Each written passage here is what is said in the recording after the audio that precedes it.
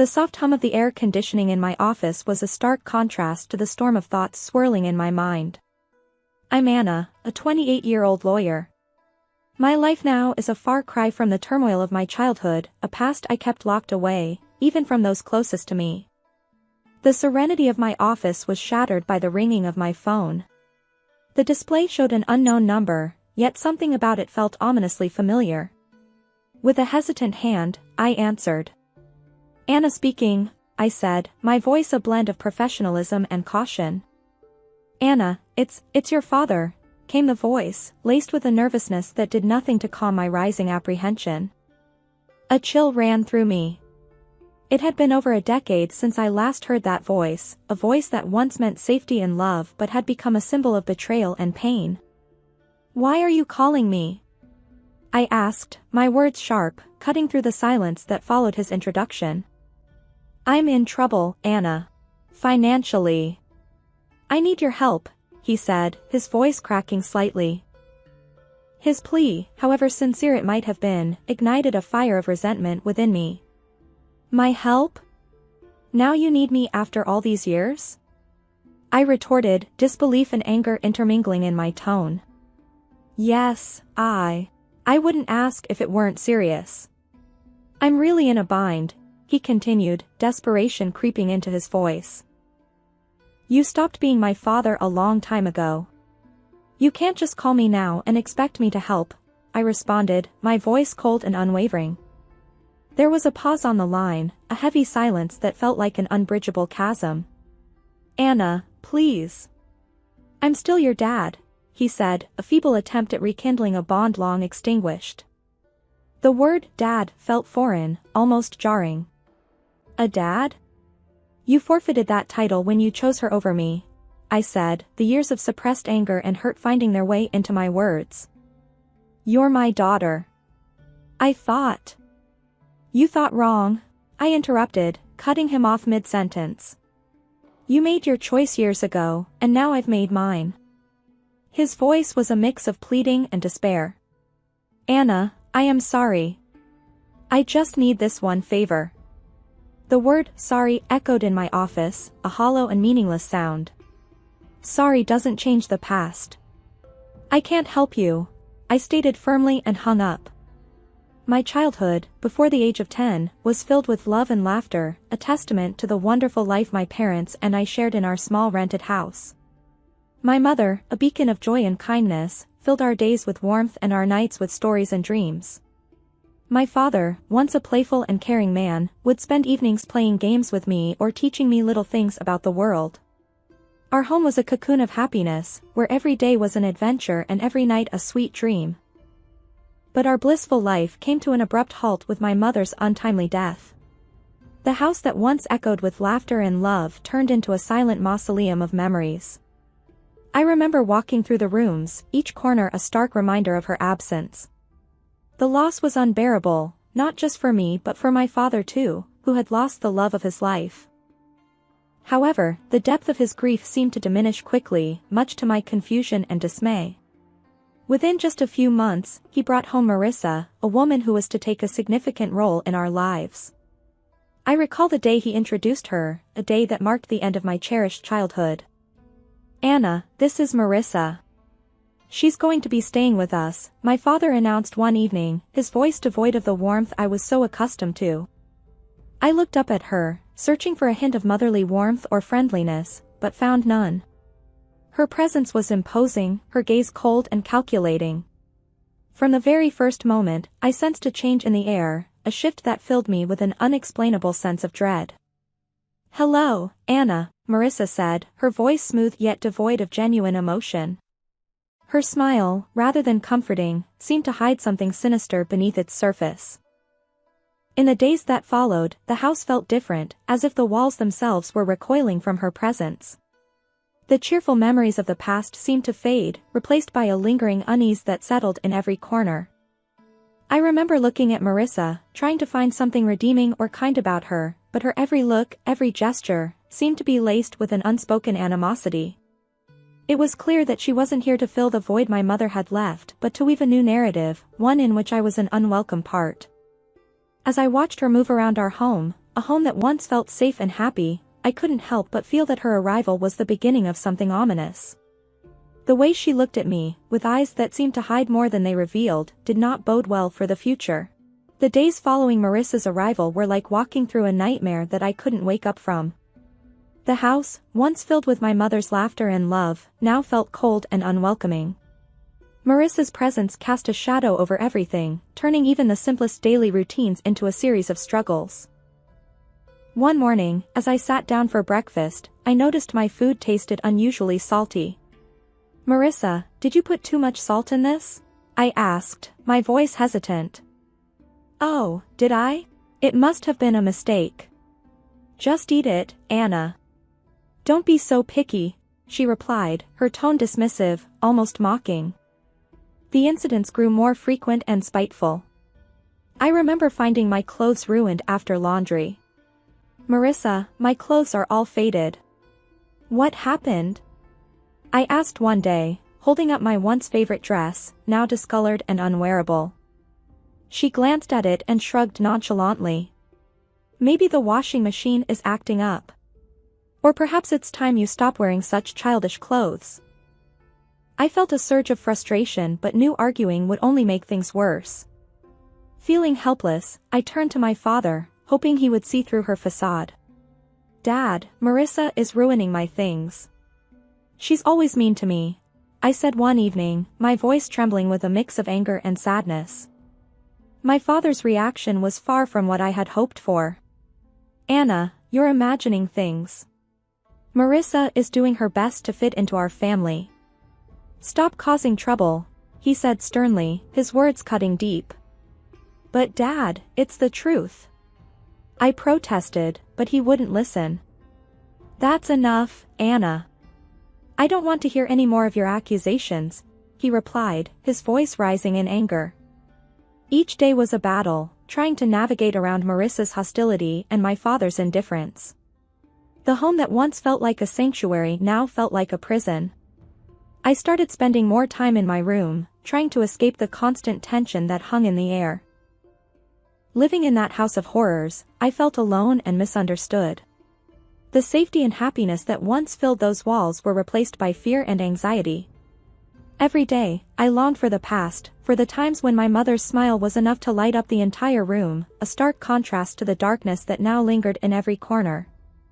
Living with Marissa became a daily ordeal of evasion and endurance. Her hostility towards me escalated from verbal jabs to physical abuse.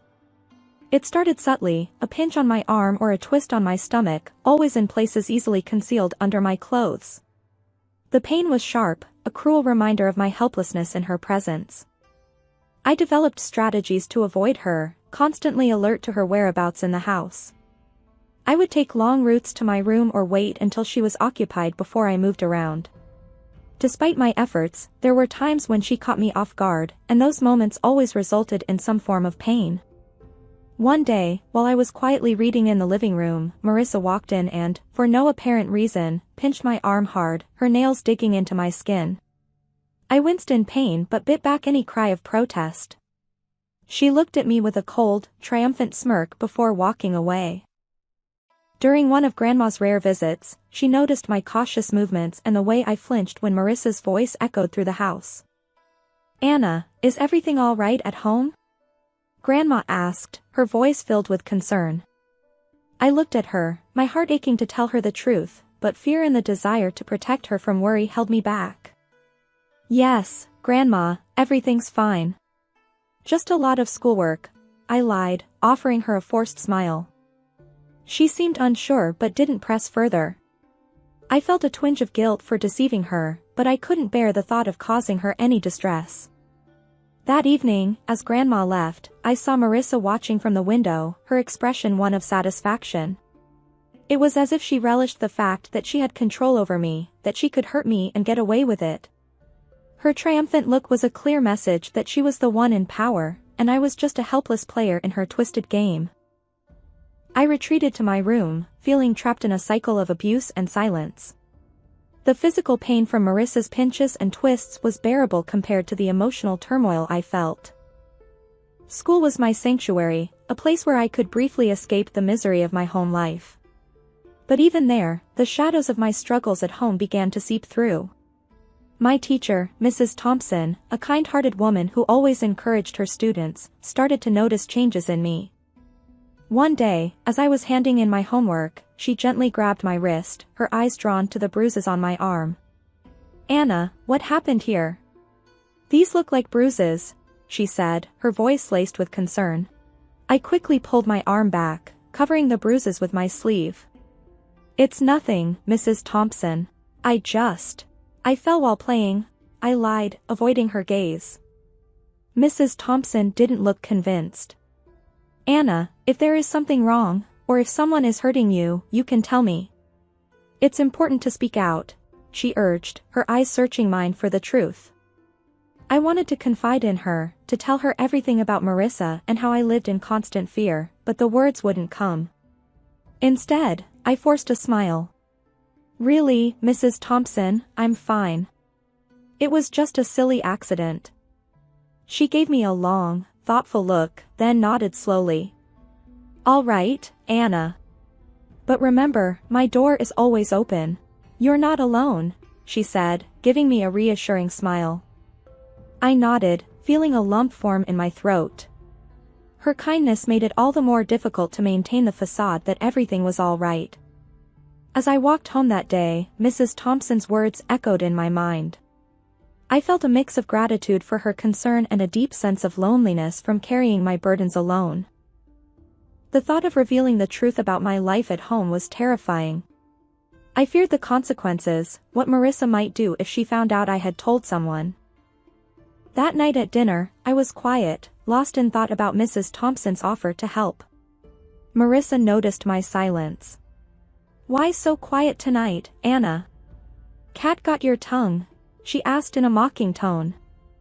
I just shook my head and continued eating, trying to make myself as small and unnoticeable as possible.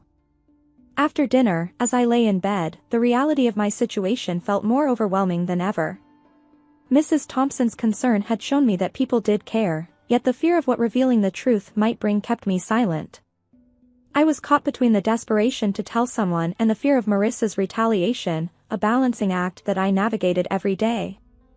The day my teacher, Mrs. Thompson, decided to involve my father was a day filled with anxiety and dread for me.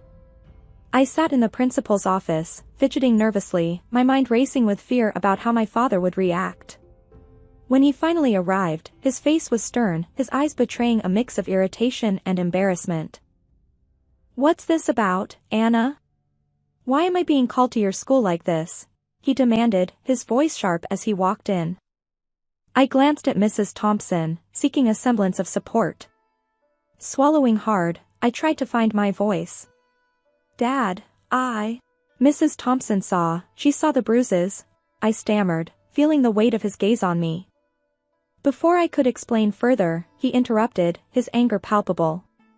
"Bruises? What are you talking about? Are you making up stories again?" Mrs. Thompson stepped in, her tone firm yet calm. "Mr. Smith, I'm concerned about Anna's well-being. The bruises on her arm don't seem accidental. We need to address this." My father's face turned a shade darker with anger. "She's perfectly safe at home. Anna, are you spreading lies about our family?" He turned towards me, his disappointment clear. The tears I had been holding back started to spill. "It's not lies, Dad. Marissa, she's been hurting me."